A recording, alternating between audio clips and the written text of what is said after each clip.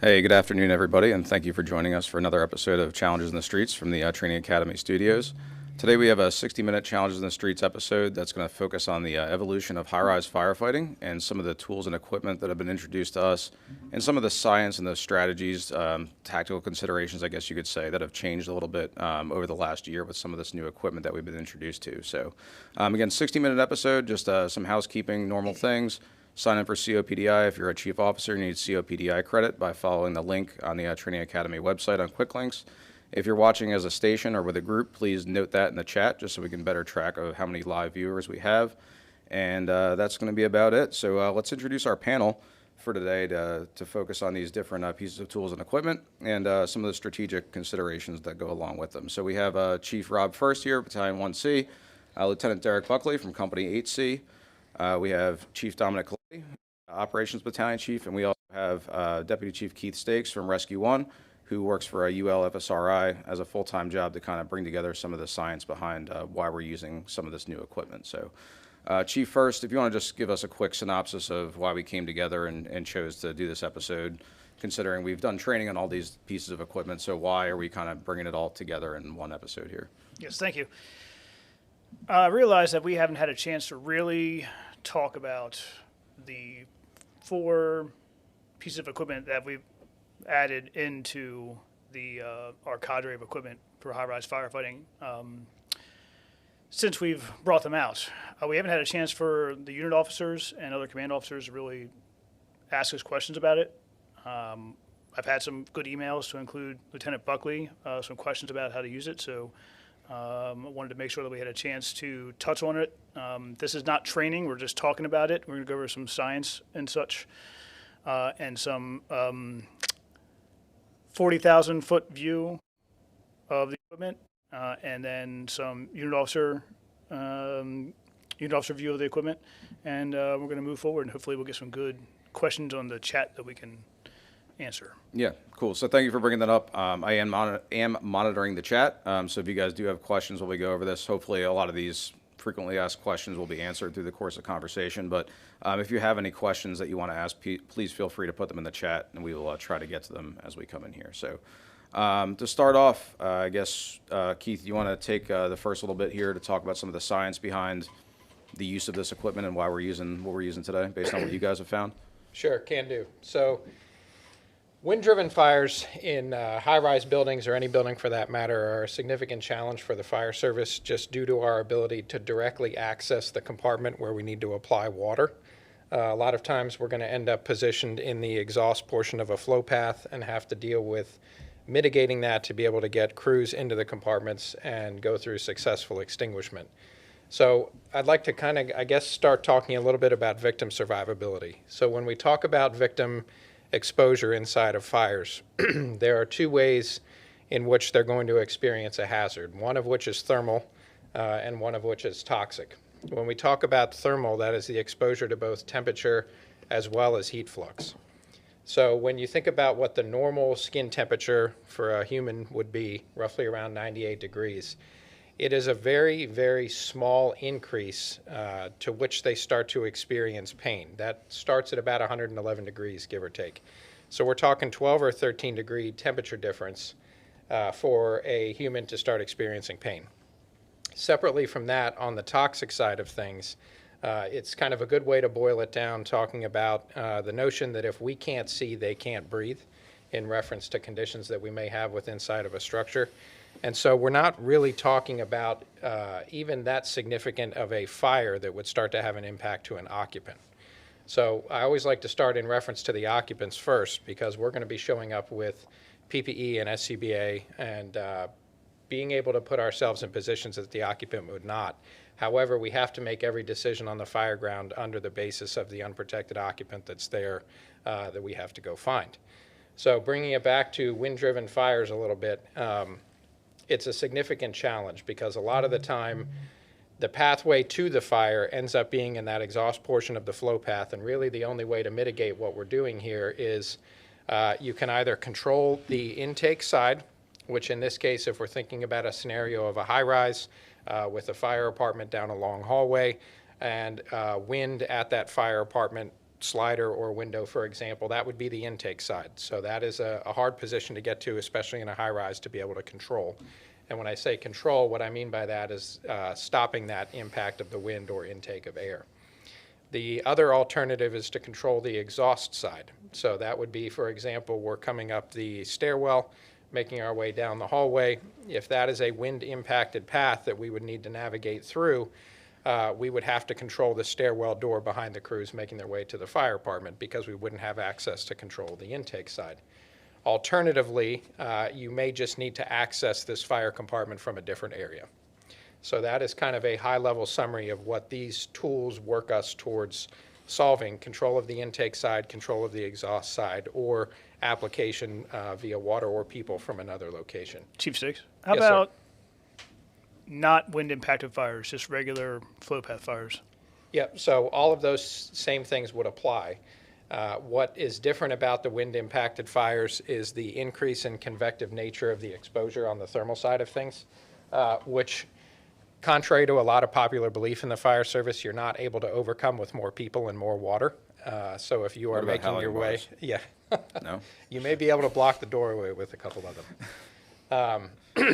But so if you are making your way down a hallway against wind-impacted conditions, a hand line is not going to solve that for you. A larger hand line is not going to solve that for you. Multiple hand lines is not going to solve that for you. You have to get water from another location, or start to control the ventilation side of things on the front and the back of that. If we want to, let's go ahead and pull up the first video. So that should be wind-driven hall conditions. So this here is, this is the stairwell, and this is the second. So this is taking a look from the stairwell through an open stairwell door to the hallway. The fire department is down that hallway on the left-hand side, and this is taking a look at what the conditions in the stairwell are like. So in terms of that toxic and thermal threat, obviously we're looking at the thermal here via an IR. These were some fires we did when we were evaluating these products and determining their feasibility for the county. So this was done in Mifry's Northeast Training Building up in Aberdeen, Maryland. And so with it being inside of a training building, the walls were black and there were no lights. So some of these videos we're going to be showing you here today are from the IR perspective, just so you have a better visual of what's going on. But what you can pick up there is a very high convective flow. Right, so when we talk about the thermal exposure, not just to an occupant, but also to the firefighters responding, heat flux is a critical component there, right? Temperature at the end of the day only means so much. Something is hotter or colder than something else. When we talk about heat flux, that is the radiative and convective exposure that we're going to feel, and that's flows coming into the stairwell there of 15, 20, 25 miles per hour. You will not be in that flow for more than a couple seconds before that heat starts to transmit through your gear and to your person. And obviously, if we're taking it back to the occupant, if that heat has transmitted through your gear and to you, it's certainly well past the point of impacting the occupant. And the example we can give that we usually do for the people that, pretty much everybody's been through the flashover simulator, whether Sure. it's safety and survival training or another in-service training or whatever, the difference you feel between being in that ambient environment when it's about to flash versus when it does flash and you get that heat flux from the actual flame right above your head when it actually starts to feel so much hotter. That's the clear, I guess, distinction for people who aren't really sure what the heat flux difference is between that and ambient temperature. That's a good example of it, I think. I'd like to speak on it for a second if I could. I witnessed a flow path fire, wind-impacted fire. Chief Stakes and I, you don't see in this video that we're crawling down 1/2 level before it gets bad. It is hell. It is absolutely just the worst thing I've ever seen for firefighting. I feel a lot of, I can feel for the firefighters from Cherry Road in D.C. I can feel for Lieutenant Falkenham from Baltimore County, and I'm glad that our most recent flow path fire, we didn't have a major injury or death from it, because it is absolutely like just the worst thing. And just for reference, when you guys were doing this training, what was the impact of, like, what was the wind impact that you were using during these particular experiments or trials that you were doing? Just Sure. people So have a reference. we did our best. So we'll let this video that's up here now play a couple times back and forth. So again, this was in a training building. We're in the state of Maryland. We're applying, NFPA 1403 rules. So we're using a wood-based fuel package in the corner of the compartment in a masonry building. However, we did what we could to replicate those conditions. So the way we were able to do that is by taking a gas-powered PPV fan on the exterior of the structure, putting it on the ladder bucket, bringing it up to the elevation of the compartment, and then initiating wind via full throttle on the fan. Gotcha. So the video that we're looking at here, as that video starts right now, that's not wind impacted. So you have the normal fire behavior within the compartment, exhausting out into the hall, and you'll be very quickly able to tell right now, as we're speaking here, that the fan has started on the exterior of the structure. And it's a little bit, we have to talk through a little bit of fact that again, this is a wood-based fuel package in a training structure, right? So this is bad enough as it is with that type of setup. Imagine that being a fully furnished compartment where the building is actually involved as well. The conditions are going to be that much worse.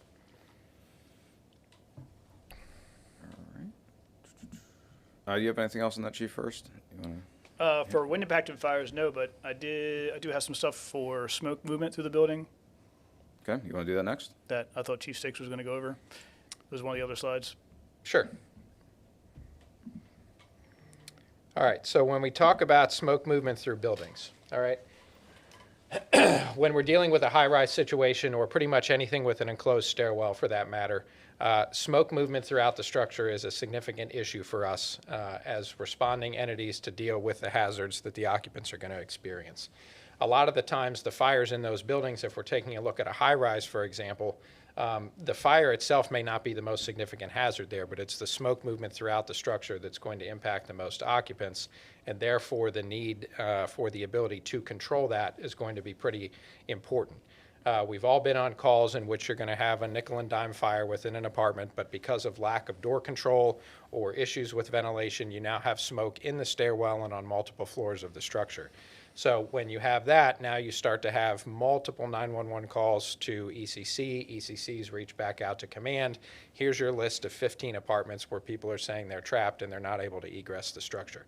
More often than not, those occupants are in a zero hazard situation. But because there is a fire in the building, we are there, we have to go address that and deal with that situation that then ends up taking more time, more resources, and a distraction from what could be the bigger issue that's going on to deal with that. So I guess that's kind of a base premise, of again, controlling the smoke throughout a structure, kind of irregardless of wind, if you will. Yeah, people die in the buildings from smoke. Yep. I think the third video should be the one that is what I grabbed for the.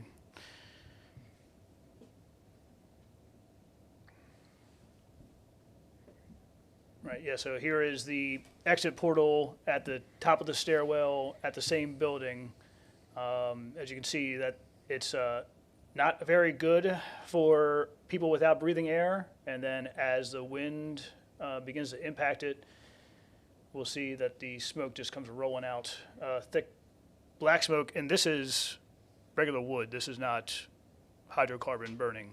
This is not modern furnishings. Yeah, and one thing that's interesting to note with that, so you'll be able to pick up with the wind, right? So the wind via the fan, if you will, is taking place there. You can see the smoke being ejected out horizontally 15 to 20 feet beyond the stairwell door. Right here, the video just started back.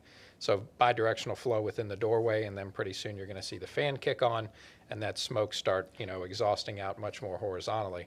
What's interesting from a fire behavior side of things is as that fan really gets going, you're going to see the smoke kind of lighten up here, and that is because we are burning more efficiently the wood-based fuel package in this training structure.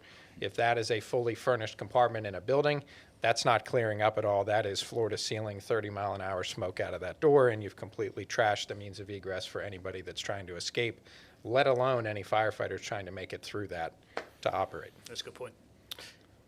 Yeah, so we're giving you just a quick snippet of all the science behind this stuff, right? So it goes to, so people aren't clear really where we're going with this. So when we talk about controlling the inlet, or we're talking about the KO curtain, which we're going to hit that specific piece of equipment here in a minute. We're talking about controlling the exhaust. We're talking about the smoke control curtains, which we'll talk about separately.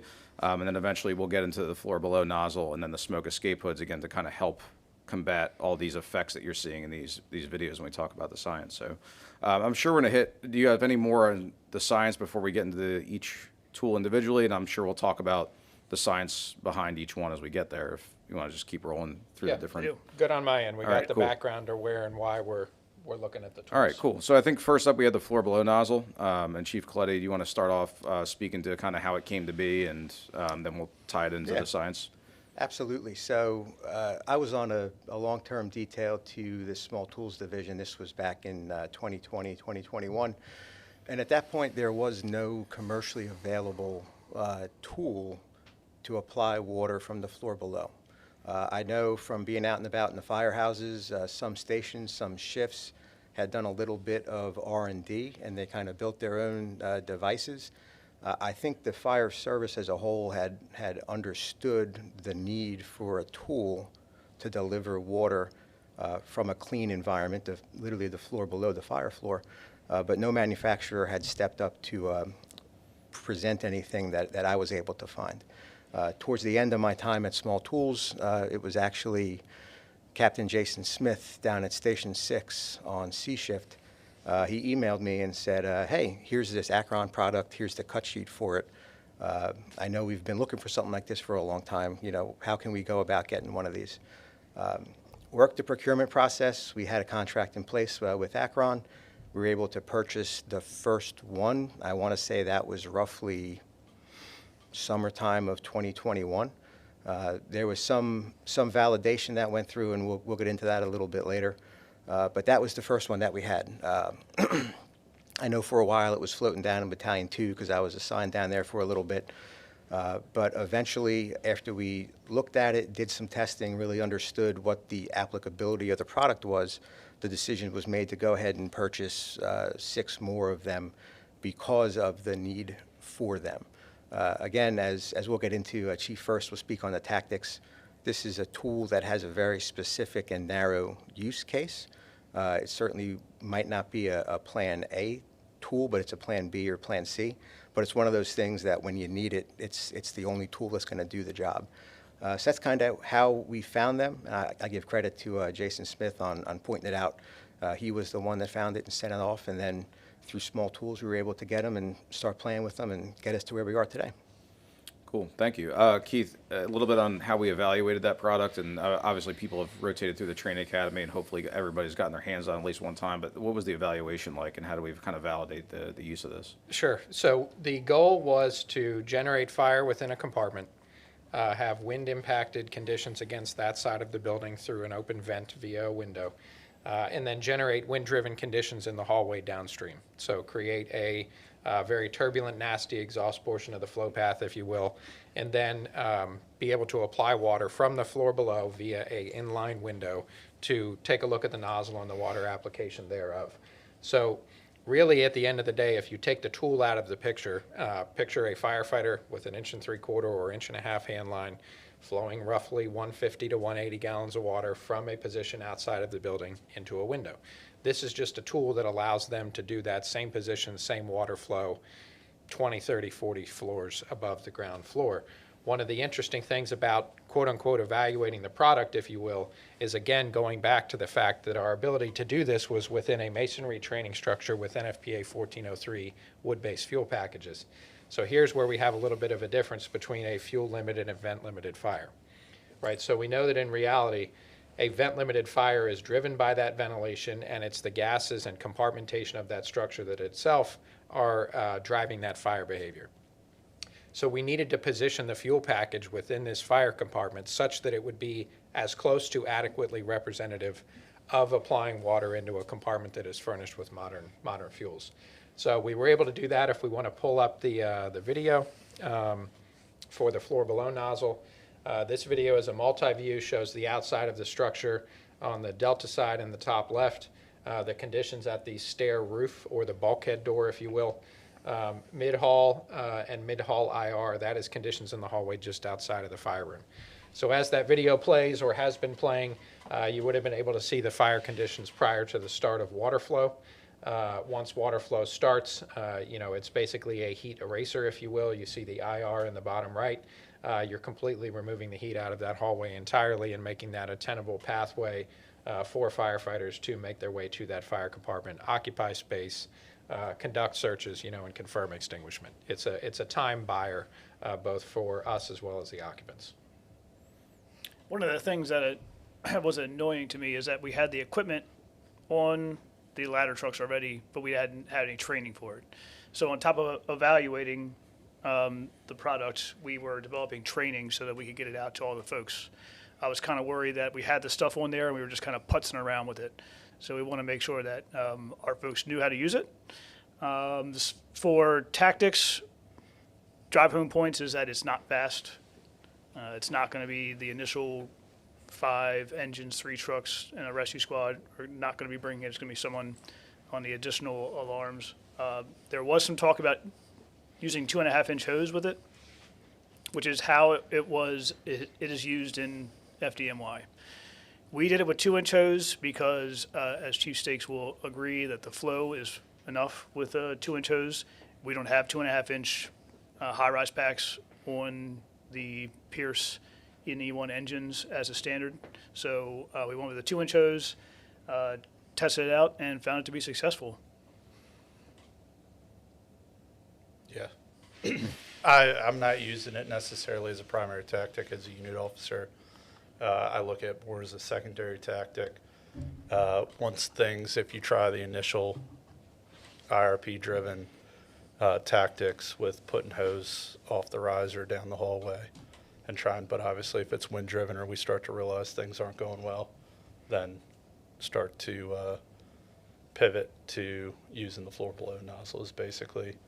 I think one of the things that would be good for us to do, I know just talking to other folks, would putting a convex mirror on the floor below nozzle, because I think at the training academy using communication, everything like that. But once you start going 20, 30 floors up, having somebody communicate, depending on line of sight, some other things, the convex mirror can help with just before maybe that's in place. You can kind of see where the water's getting applied. So, but I think it is a great tactic for wind-driven events and if other tactics aren't going so well. Yeah, again, this is all predicated on, again, we're getting in position. Somebody has to recognize, right, these conditions of a wind-driven fire, which are in the high-rise portion of the IRP. It's got to be directed, and hopefully one of those later arriving units will be able to put it into practice. But like Keith mentioned, you can see on the video, this is just a variation of a transitional attack, right, just done remote from where you could get a typical portable hand line on the outside of like a single family, for example. So yeah, and I think while this video is playing, it's worth highlighting that if it is within reach of normal, easier means to apply water from the exterior of the building, right, that's the avenue we're going. right, don't overlook the obvious, yeah, right? Yeah. Hand line on the ground, wagon pipe on the engine company, even an aerial master stream, right, may end up being quicker. This is literally a last-ditch effort, but when you are to that last-ditch effort, you have to have a solution. And so this would be that.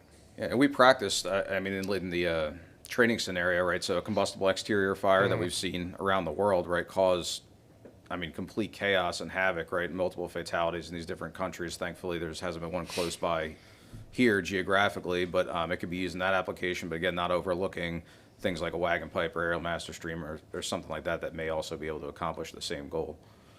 So, cool. You guys got anything else on the floor below nozzle before we keep on keeping on? All right. So let's touch on the KO curtain, which was one of the other pieces of equipment, again, to kind of help eliminate that intake portion of the flow path in cases of a wind-driven fire. So Chief Colletti, again, you want to just kind of go over how we came to procure that? Yeah, absolutely. So roughly in the same timeline as we were getting the floor below nozzles, we started to really delve into the space of what specialized tools and equipment are out there specifically for high-rise firefighting. I forget exactly who brought it up, but I know the KO curtain was referenced on the work that the fire department of the city of New York did on Governor's Island, looking at a way to, as Chief Stakes said, this is a tool that is designed to attack the inlet side of the fire. took a fair amount of work to find the vendors who actually make and produce these things. Found somebody out of Long Island, New York, that produces them. They are the same company that makes them for the city of New York. Went back and forth. These products are fairly expensive for what they are, but they're well built and well designed for what they do. We had the funds to take and purchase one, which is still the only one that we own. And again, it was, hey, let's see what's out there. Let's get one. Let's see if we can validate it, see if it's going to work for us. And this was another one of those products that we tested and kind of validated up at Miffrey Northeast a couple years ago. Keith, you want to go over these videos for us about the validation of the KO curtain? Sure. So you're going to see a similar setup here to what we looked at with the floor below nozzle. Fire was in the same compartment, obviously different time, different scenario. But this allowed us to have personnel above as well as personnel below, and that's part of the deployment of the curtain. Is personnel above to get it dropped down, personnel below with halyards or taglines, if you will, to be able to help pull it into position across the vent. And then, the function of this versus the function of the nozzle, one is applying water, removing heat. One is removing heat via controlling ventilation. So this would be the controlling ventilation, stopping the inflow of the wind, and therefore having that interior conditions on the fire floor there, if you will, be more normal fire behavior that can be overcome by us operating within that flow path that is not wind-driven and convectively dominated. Cool. Chief, first, what do you got on this one about as far as location, where it's kept, and deployment? Right. We have one. It is on the Battalion 701 vehicle, and that's the only spot that we have one because we did not evaluate it and find that it was cost effective to put it on all of the ladder trucks and the rescue squads. So it's a very limited use case in Montgomery County. If we have a wind-driven fire, that we have the ability to cover it up with this KO curtain, which does not really do so well with balcony fires. And I think I feel like every fire I've seen in Montgomery County, Maryland has, in a high-rise, has fire coming out of the balcony. And this would not be effective in that manner. So what I do want to talk about tactics is that you'll see Chief Stakes and I pop our heads out at the bottom here and then crawl over. This one was a scary one to look at because the only thing stopping us from being in the flow path when we walked down the hallway was that piece of fabric. So if that piece of fabric is to move, it probably won't fail, but if the people were to drop it or whatever, then you are immediately in the flow path, which is not a good place to be. Yeah, equivalent to the window failing. Right. And getting caught off guard. True. And, it is worth noting that, the origin case for this being the FDNY, if you will, they have a lot taller high-rises, many of which don't have balconies, lends itself to effective usage. When we take a look at this versus the floor below nozzle, if we have to go through the deployment of some type of tactic like this, let's do the one that allows the fire to be knocked down and get much closer to tenable conditions on the interior versus just buying time until you still have to deal with the reflex time of operational crews on the fire floor. Yeah, because this is obviously predicated, like you just said, on having that hand line in place on the fire floor, right? Maybe stage at that door, and as soon as we know, hey, that KO curtain's in place, now we move that hand line down to the seat of the fire. But yeah, good point there, right? You kind of kill two birds with one stone. It's a different tactic, but you accomplish the same goal by using the floor below nozzle. So, Lieutenant Buckley, as far as like a practical application or whatever, I don't know if you've gotten personally to mess with the KO curtain or deploy it. What's your opinion on as far as like ease of one tactic versus the other, like from a company level view? Like, would you have a preference or something that you consider one versus the other? Floor below nozzle before this, like Keith said, I think this is going to come down to just it's on one vehicle, so deployment. And doing it from a roof is one thing, but if you're trying to put it on the 14th floor and it's a 20-story or even taller building, like dynamics of that, I think definitely the thought with communicating, if you're going to go, I would say at a minimum 2 floors above if you're deploying it closer to the fire, but it's going to be building type, building, how it's makeup, if it's a balcony, size of the window, what size the curtain covers. And then, I know we're focused quite a bit on just more so residential high-rises, but if we have a commercial high-rise, they usually don't have windows that easily open. If they open at all, floor-to-ceiling windows, some other stuff that, will it cover it completely? Tactics-wise, just are going to change with communicating and making sure that that's going to be a worthwhile tactic and we're not wasting resources to potentially deploy it. So, Do you guys remember off the top of your head, how heavy is that? I don't remember. I know I light. touched it. It is? Yeah. I know it's got like 10 pounds, 15 it's got like the pounds. aluminum, Yeah. like, little It has the aluminum slats in strips it, in the right, bottom yeah, that give for some weight to stability. it, but yeah, it's definitely one person can carry it, but you're going to need a crew of people to deploy it just because of the halyards on it and everything else. And is there 4 halyards? There's 2 at the bottom or just the 2 at the top? I can't. They're bottom ones as well. There's bottom. Yeah. Okay. It's 4. Just kind of help hold it in place. It's 4. They're tied together. Yeah, I think the last time I saw it was in the office at headquarters. It's been a minute. So the thing that I'll add about this, I was an exterior observer when we were doing this up at the burn building, and I think everyone in the fire service knows the power of door control, the power of a closed door, right, to take and dampen fire and control heat and smoke. I was on the Bravo side of this structure. I was focused on the smoke coming out of the roof hatch.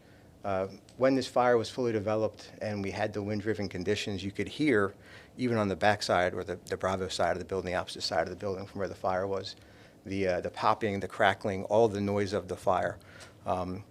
Even without listening to the radio for when it was called to deploy this tool, within 5 or 10 seconds of that curtain coming down and occluding that window, it was like readily apparent the fire intensity, just the noise of it, immediately dampened. And then within 20 to 30 seconds, the smoke coming out of the top of the hatch immediately dampened. So really, it's a concept we all know, right? This would be equivalent to like closing that interior door. If we can't get to that interior door because the conditions are coming down the hallway at us, this is a way to take and stop that air movement to give us another shot to get down the hallway. It's a pretty cool tool. Again, application limited for us, but it certainly is effective.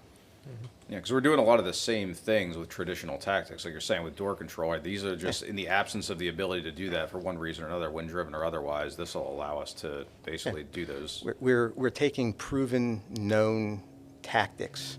We're accomplishing them via different tasks in a different built environment, right? This is nothing new. Putting water in the air inlet into a window, we do that from the ground level. We call it transitional attack. When you're 20 stories in the air, you can't do that. We call it the flow below nozzle. We call it door control. We can go inside and close the apartment door. If we can't get to the apartment door, we can drop a KO curtain down and accomplish pretty much the same thing. So again, these are proving tactics in the fire service. We're just accomplishing them with different tasks. Cool. So the next product I want to touch on, I think we're spend a little bit more time on because this is the one that we're probably going to find ourselves using most often because it's not really the use case isn't quite as specific as the floor below nozzle, the KO curtain, or the smoke stopper curtains, which we've recently deployed on the special services. So do you want to talk about how we procured those next? Sure thing. So like I said, with looking at the KO curtain and the floor below nozzle, we were looking for what's latest and greatest out there. It's actually a bit of a funny story. Chief Furst found a video online from, I believe it was a Canadian vendor or distributor who was selling these smoke stopper curtains. He sent it to me, and I'm looking at this on my phone, and I'm like, hey, this makes a lot of sense. Like, again, we're already doing door control, but if we're trying to do door control on like an interior door to the fire apartment, we have to open that door to get to the fire apartment. This is a tool that kind of allows us to mimic that. Went down the rabbit hole, did a bunch of research. The product that we purchased is actually from a company called Big Fire in Germany. The distributor was out of Canada, so after a month or two of trying to figure out who actually makes them, where to get them, how to buy them, we purchased 2 or 3 just to take and evaluate to say, hey, is this going to work for us or not? And again, these smoke curtains were another tool that we evaluated, and I don't want to say evaluated, we validated, made sure that they were going to do what we thought they were going to do at Miffrey Northeast a couple of years ago. And Keith, you want to delve into that a little bit more? Yep. So the scenarios we set up for evaluation of the smoke stopper curtain, we wanted to take a look at a couple different deployment locations, if you will. We wanted to try and see what would it look like if you were to deploy the curtain on the fire room door itself, if you were able to make it that far without impact.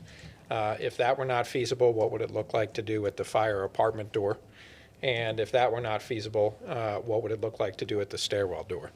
And what I mean by feasible, I guess, is kind of the first sign of the IDLH. So you want to get them placed, wherever you start to have that impact of smoke. And again, if we can't see, they can't breathe, that's an impact to an occupant. We need to be concerned about the ventilation in the building and therefore do something about it. So we set up scenarios to be able to replicate those things. We had a hallway down the center of the training structure. There were burn rooms off the side that we treated as fire apartments, if you will. That hallway came back to a common stairwell that had a ground floor doorway as well as a top floor bulkhead that we saw in some of the previous videos as well. The video that is up there playing now, this is from a view of the floor at the start of the hallway. You saw 2 truck company members head down the hallway with the door there itself. As they passed by, you may have been able to pick up on the fact that the smoke layer was down to about the 3-foot-ish level. One of the firefighters was crawling. You had decent visibility of him. The other was standing. You only had up to about the bottom of the SCBA there. What we're looking at here now is the deployment of the curtain itself. This was a scenario in which we treated it as the curtain being placed at the fire apartment door. So this would be a situation in which you'd come to the fire floor and the hallway is clean, if you will, and we are ready to make entry to the fire apartment. We're going to want to get that curtain up and make sure that that hallway stays clean.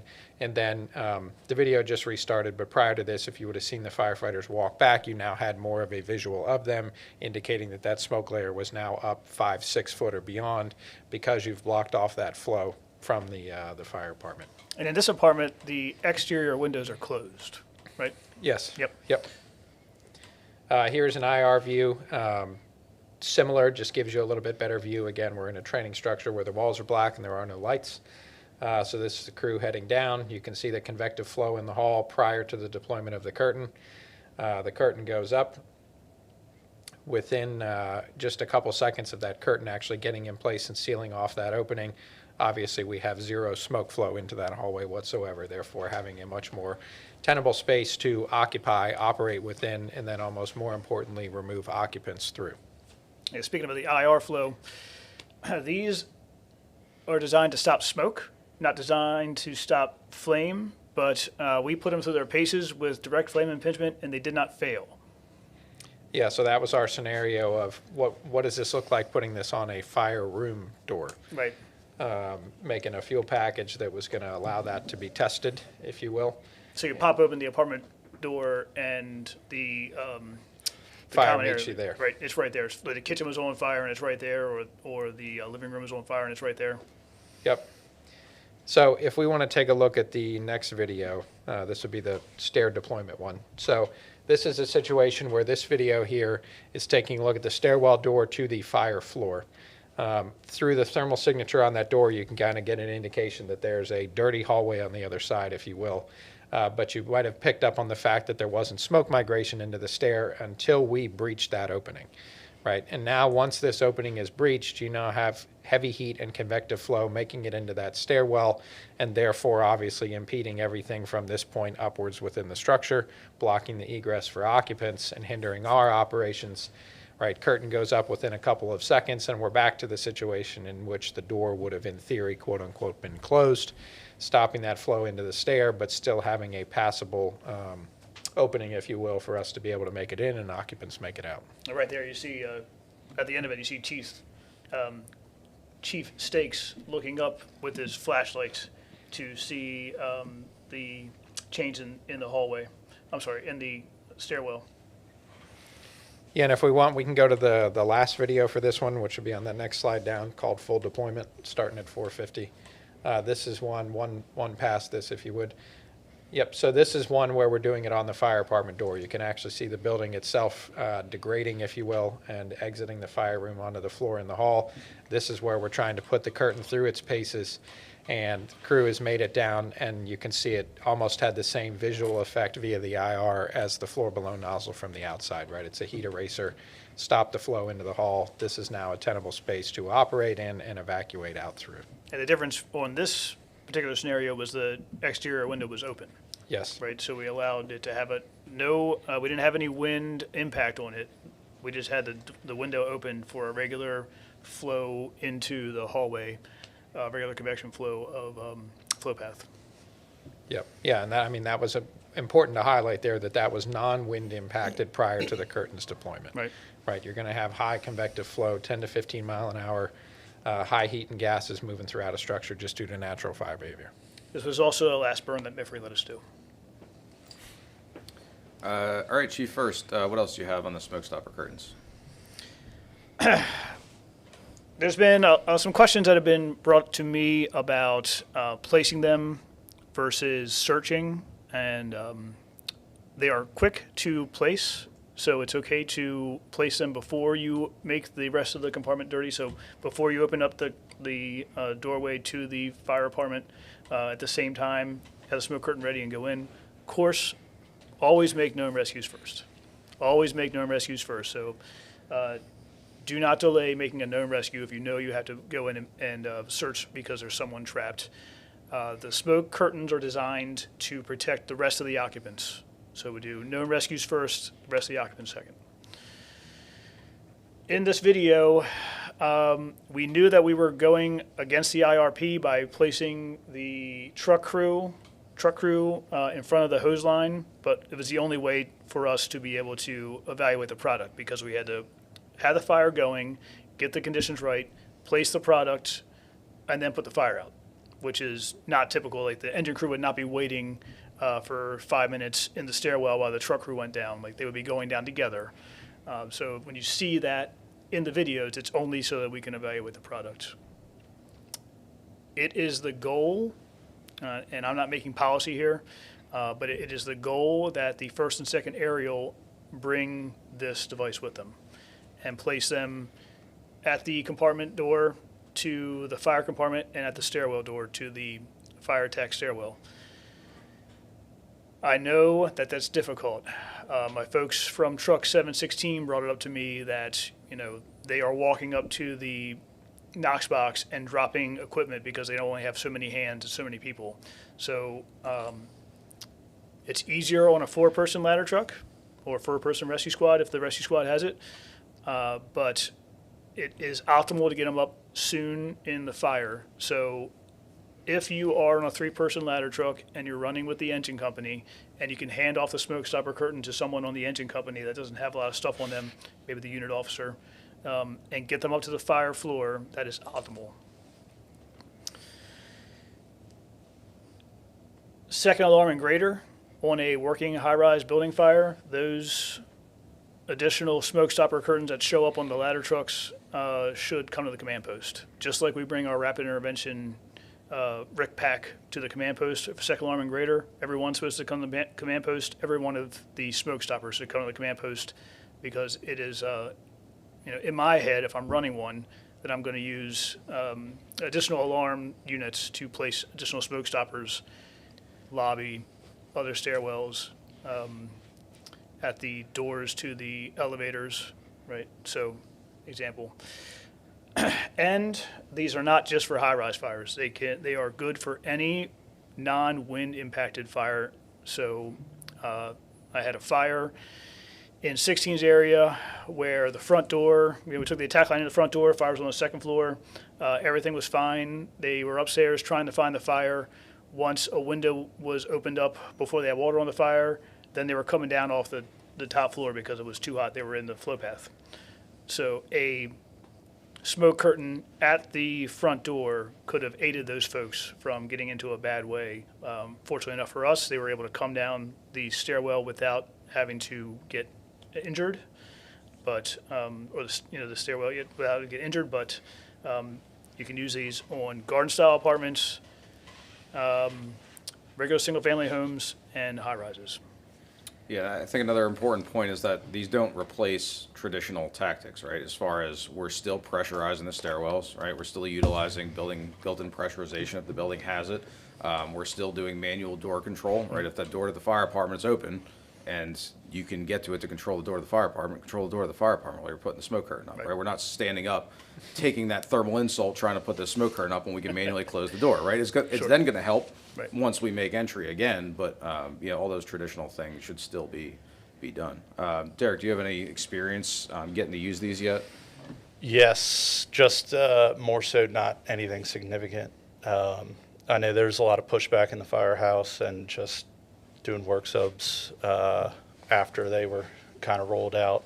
And so just talking theory and thought process with it, it's changed in the fire service. So everybody's kind of skeptical of it or not so sure of it, but we used to break windows and do all this stuff before, and then we learned the science behind it. And I mean, at the end of the day, the thing that I said was a lot of the stuff we run is not really significant fires, but it's mainly becomes a huge smoke event. And to try to alleviate some of that stuff just deployment wise, I am a fan of it. I'm a fan of it deployed from a primary standpoint with first or secondary truck to help kind of talking about who's going to deploy it, how we're going to do it, just to make things easier. I carry it as the officer. So my thought process with using it and deploying it is first or secondary truck in a high rise that I'm going to grab it, carry it with me. I know he talked about Knox box keys. There's times too where the driver, you can toss them the Knox box keys as you're getting all your stuff straight, grabbing stuff out of the compartment, walk up to the door. They already have the Knox box keys ready for you. We're fortunate at 8. We do have a 4-person tower most of the time as long as the medic hasn't upgraded. But just to alleviate like the T4 carrying it or the left versus T3 right, I was like, I'll just carry it.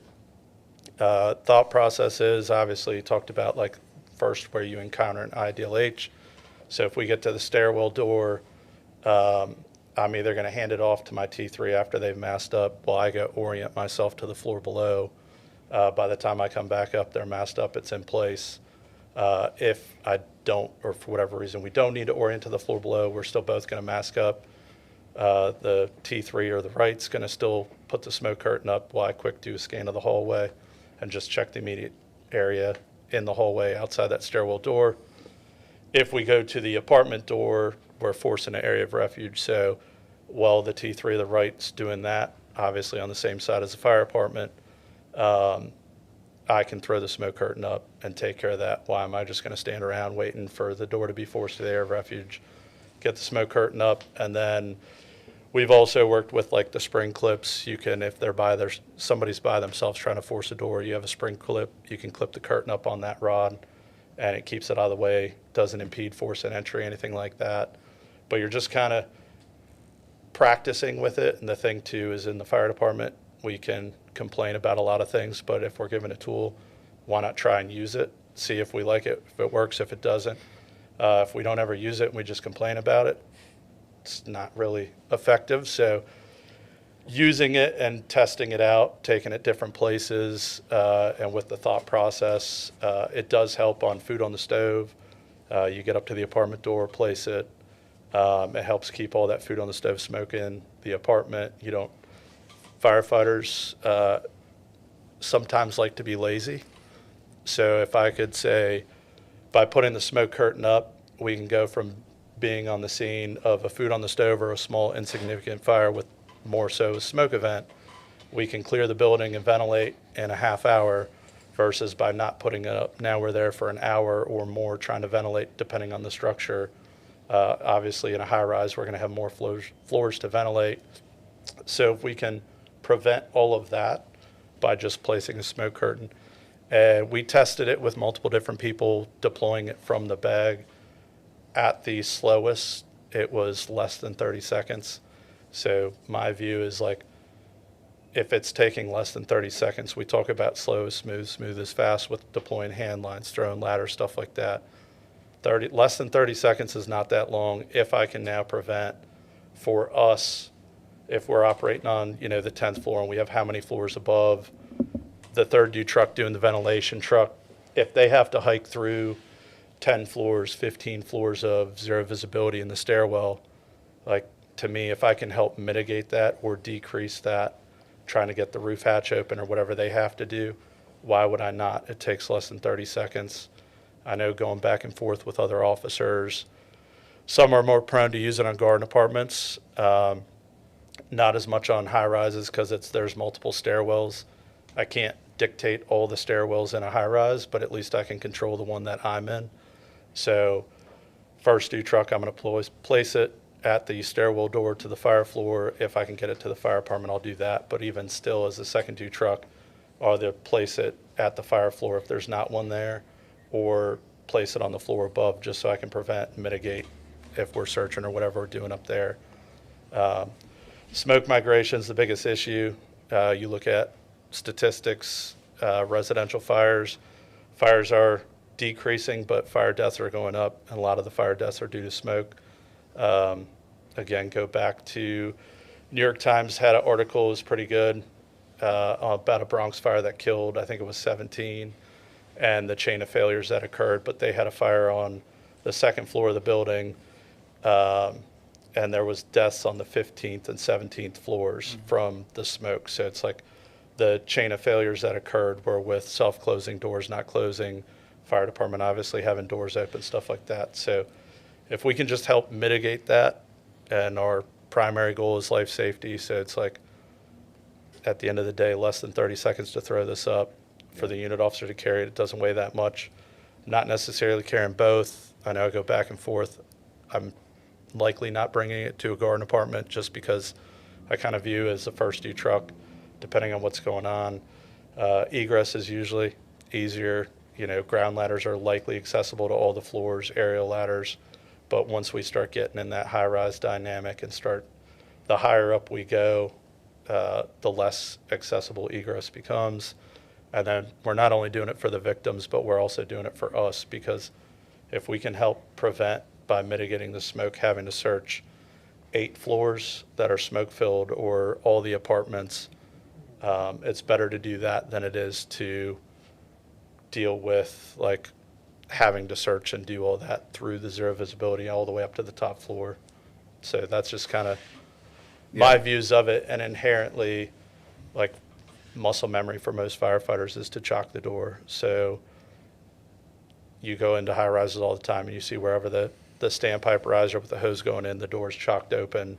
So we're not doing necessarily a great job of controlling that smoke with it, but the smoke curtain can help mitigate that.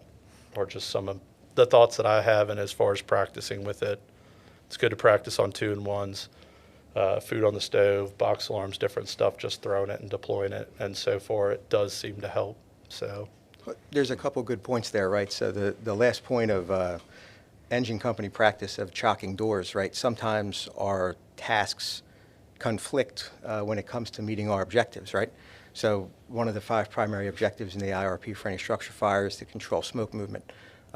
That's directly in conflict with the engine company needing to open a door to get a hose line through it to get and put the fire out. So this product gives us a way to meet multiple objectives all at once.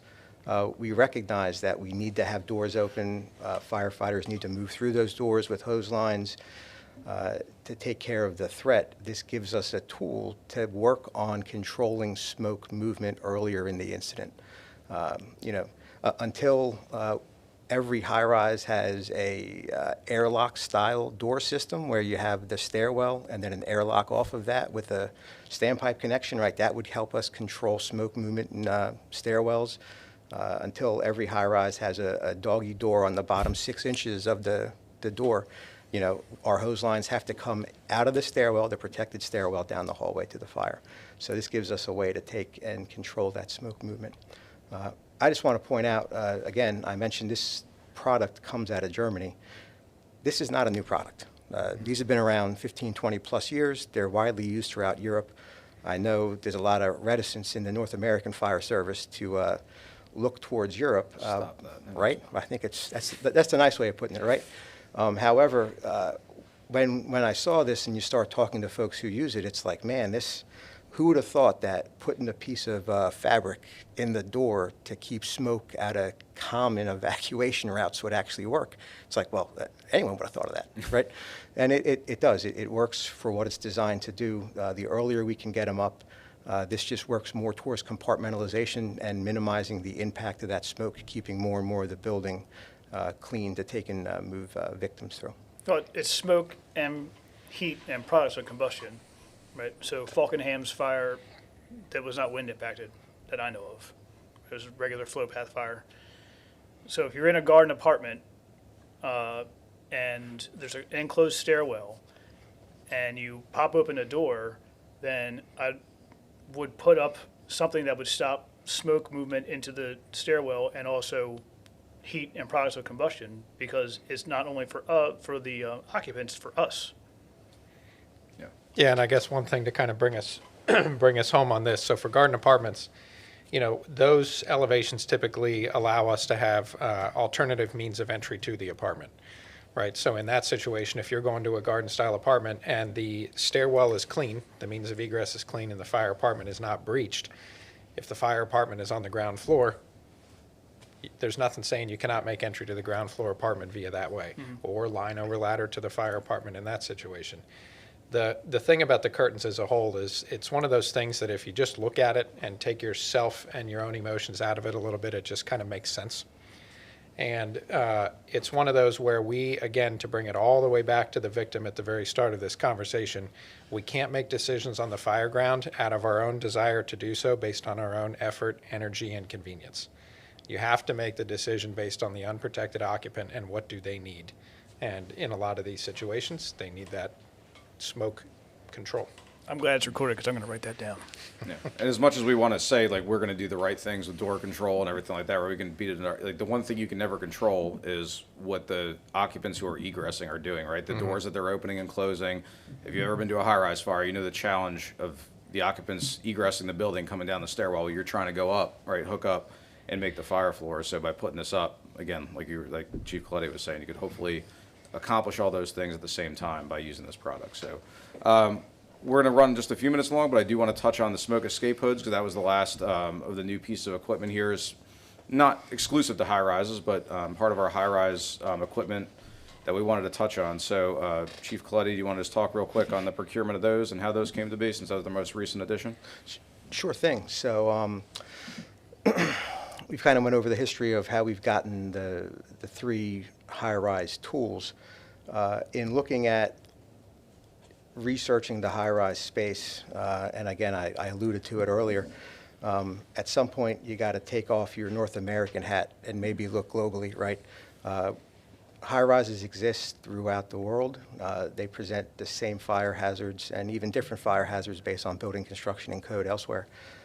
So when we start looking outside of the U.S., I said, let's take a look at Europe, England, right? Everyone knows, for the most part, 2017, the Grenfell Tower tragedy.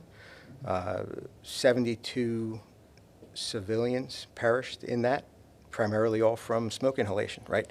So the Grenfell Tower fire, it's a unique case, exterior combustible cladding that caught fire, burnt for a very long time. All the problems, like, difficult access, fire 20, 30 stories up in the air on the outside of the structure. How do we put it out? And you start talking to some of the folks that were there and all of the inquiries after that fire. Last summer, I went to an international high-rise fire safety conference. I went with BC Josh Kurland, and we were looking for, hey, what's the latest and greatest across the world internationally in the high-rise space? That conference was in England, and it was basically the 8-year anniversary of Grenfell. And talking to the fire service professionals, those professionals adjacent to the fire service and building code, that is a national tragedy, and they're still feeling the effects of that, 8 years later. The country as a whole has made a lot of changes in the high-rise space and construction of high-rises. One of the key points that I took out of that conference was, and it's the same thing we have here, our primary strategy is defend in place, right? We will defend in place. We treat high-rise fires as an individual compartment inside of a fire-resistive or non-combustible structure. A lot of our strategies, tactics, policies, procedures are driven towards a unit, 2 units off, but not proliferating throughout the structure. Similar thing happened in London with that fire. Hey, we're going to defend in place. Don't leave. This is a fire. We're going to take care of it. and the concept of what happens when you have that exceptional set of circumstances where defend in place is no longer going to work, right? I think in the past year there was the fire in, I believe it was Hong Kong, where they had the exterior scaffolding made of bamboo, where they had a whole city block of the exterior structure of this high-rise on fire. So when you start thinking about not just a single compartment off, those that died at Grenfell, they died from smoke inhalation. After the inquiries happened in London, it's like, hey, they looked externally. What technology is out there? Well, these smoke escape hoods exist. They've existed across Europe for 15, 20 plus years. Got a lot of use in Austria, Germany, and other places. And the purpose of these hoods is to provide 10 to 15 minutes of escape protection for residents impacted by smoke. I sat through about an hour-long presentation on these smoke hoods, and I looked over at BC Curlin. I'm like, hey, man, I think this is really something that could make a difference here in the States. Obviously, it was a high-rise conference, but you start thinking about all of the incidents where we have victims that are impacted by smoke. What tools do we have in place when we have to move them through that environment, right? So this is not a tool to say, hey, I'm going to slap this hood on you and we're going to do stuff with a victim or a patient. We're going to take you through environments that we wouldn't take you through before. If we're going to defend in place, we're going to defend in place. But what happens on those cases where we can't defend in place or we have to remove people? And that was really what I saw the applicability of the smoke escape hoods. Part of this was spurred. We came back from that conference, presented to Chief Smedley. Chief Smedley said, look, you know, I ask everyone in the organization to be bold and innovative. I think this is a bold and innovative idea. Let's figure out how to make it happen. A month later, less than a month later, the family of Melanie Diaz reached out to the office of the fire chief. They wanted to make a donation to MCFRS. And Chief Smedley put them in touch with me. I met with the Diaz family. And I think everyone knows the story of how Melanie passed at the Arrive fire. I sat down with them at the Doubletree Hotel, literally across the street from the Arrive. I had a smoke hood with me. And after speaking to them for 5 minutes, they were like, this would have made a huge impact. They made a generous donation. We purchased some on our own, and the intent was to equip every frontline engine, truck, and squad with at least one. It was one of those things where anyone who would look at it would say, what would you do if you came across a victim who needed respite from the products of combustion that we had to move? What do we have to offer those folks right now? Very little, right? We're not going to take off our face piece. We're not going to make ourselves a victim in that environment. It's okay, hey, look, sorry for your luck. We're going to drag you out of here to somewhere. Hopefully that's better. And when you get there, hopefully you're still doing well and still breathing, right? So these hoods are designed primarily to combat carbon monoxide, right? So there's a catalyst inside of the filter, knocks the level of CO down to something that's not going to knock you down or really hurt or harm you right away. Doesn't really do anything for the hydrogen cyanide, but we have cyano kits for that. And it doesn't have any supplied air. It's not going to deal with an oxygen deficient atmosphere at all. It's not designed for that. But in those cases where we have to move people through smoke, I think the organization feels that this, when used appropriately, will make a difference, a positive impact on those particular victims or patients. We decided to start off by deploying them on the SCBAs, because it's one of those items, it's something that I would hate to know that I had out on the truck or on the engine and come across somebody and be like, man, if only I had this smoke hood, I could actually do something for this person. Other organizations have tried deploying them on the SCBAs, and we realize there's some problems with that. It's big, it's bulky, it gets in the way.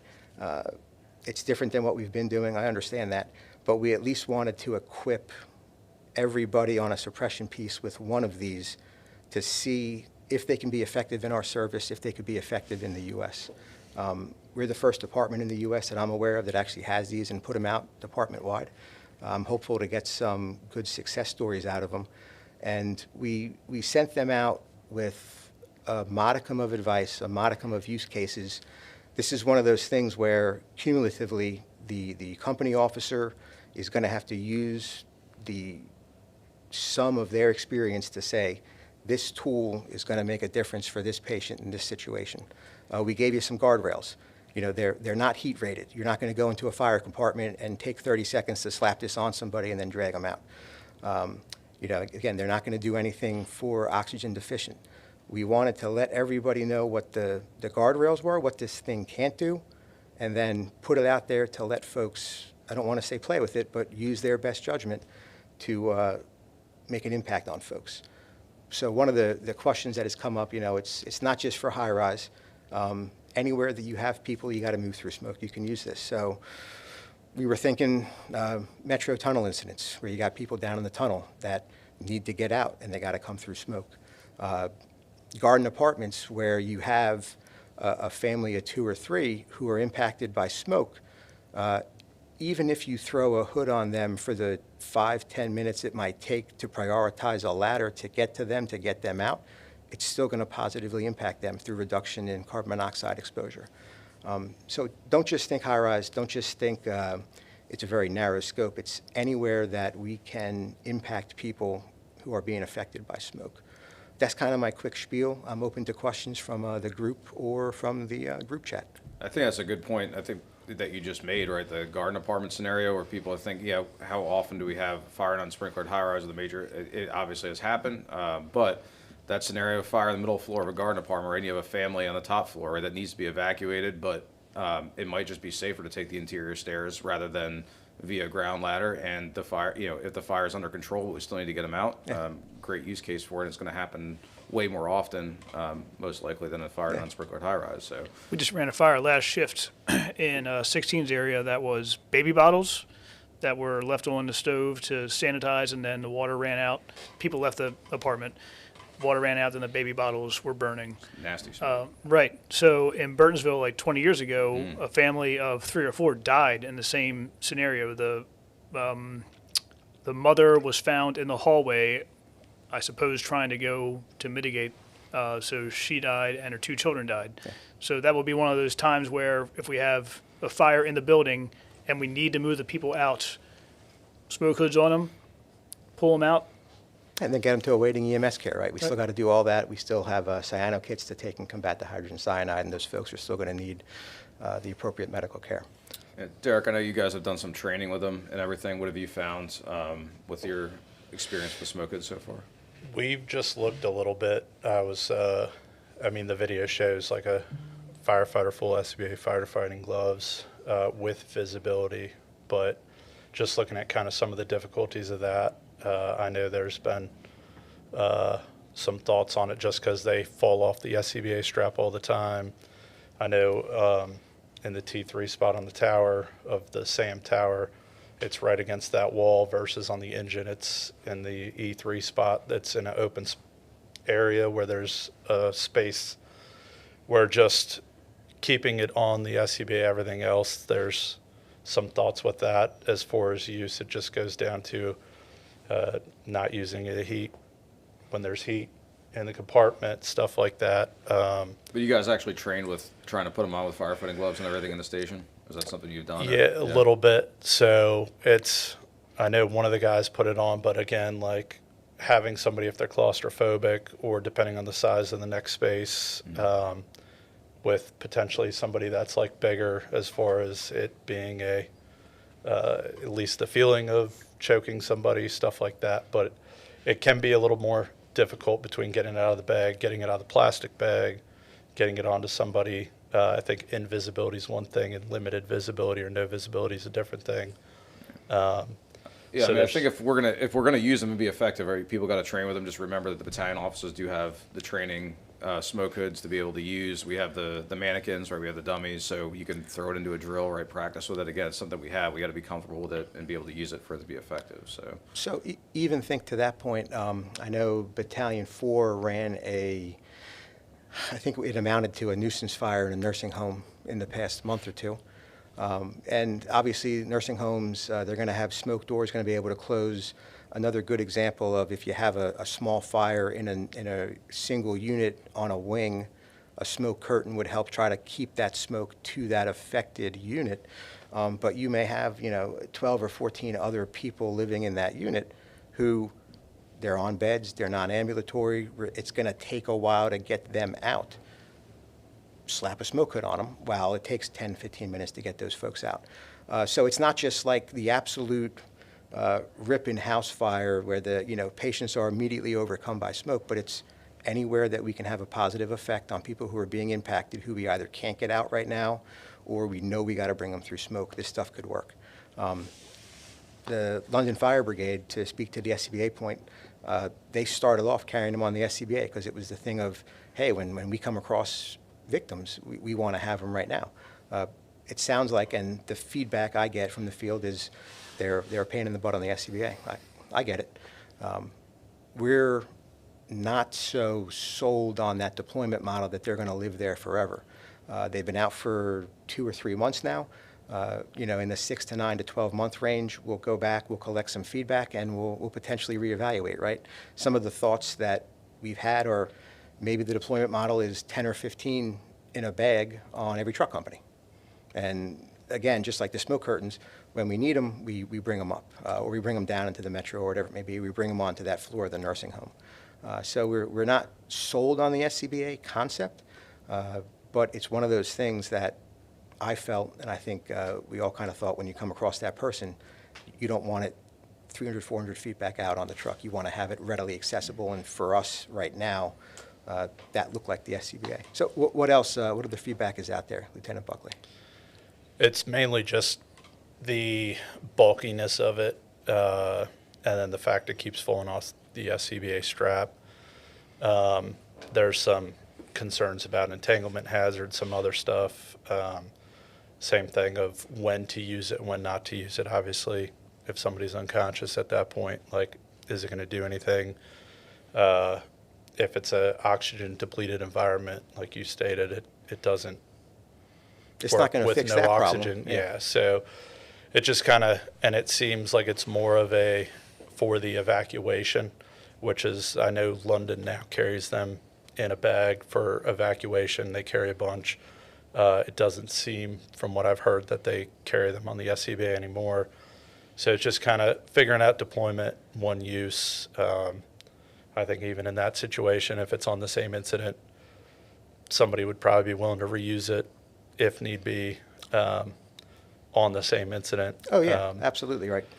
But just the feedback with as far as, how applicable it is to our use, having it on the SCBA and everything, or future deployment. I know we talked about if it'd be worthwhile having it on the nozzle of the high-rise pack attached somehow, or the irons, because that's the T3 and the E3 position are going to have that. You're going to have the irons with you on a high-rise, or you're going to have the nozzle with you on a fire. So I don't know, deployment-wise, it seems like some folks, I know you said you're open to different deployment methods after some time and trialing it. We want to hear the feedback. That's the honest truth. We sent out a jot form link with the initial email. If you ever have feedback, please send it up. If you use one of these, or really if you use any of these tools, there are buttons in Fire app to document their use. We want to know when they're being used, and if you click that button and we get notified of it, expect phone calls and, hey, what happened? How did it work? We want to get that feedback. Again, we're trying to be innovative and grow. We know that's not always clear cut. People want to be black and white. Here's the thing. Here's how to use it. Here's when you use it. Here's when you don't use it. But this is one of those things where we give you the guardrails. Use your experience to hopefully make a difference.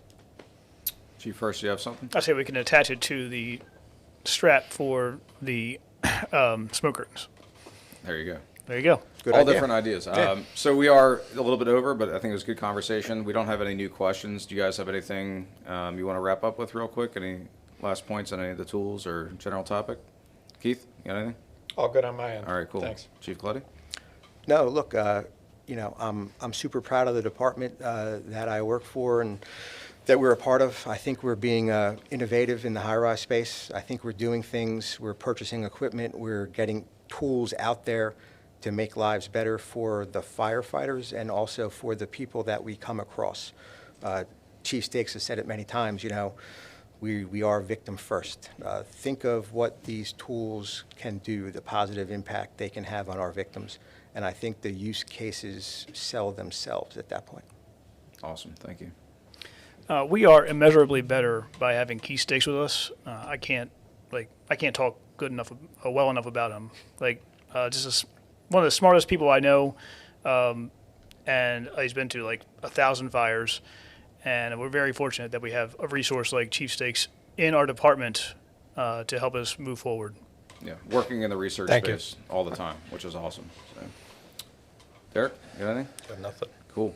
All right, well, thank you guys very much for joining us and giving a good overview of all this stuff and kind of how it all comes together. So I think it was very beneficial for everybody to kind of put the big picture at the forefront. So thank you, everybody, for joining us. Again, if you need your COPDI, please don't forget to sign in on the link on Quick Links.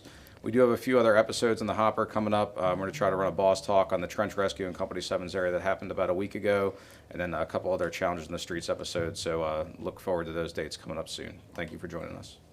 Thank you.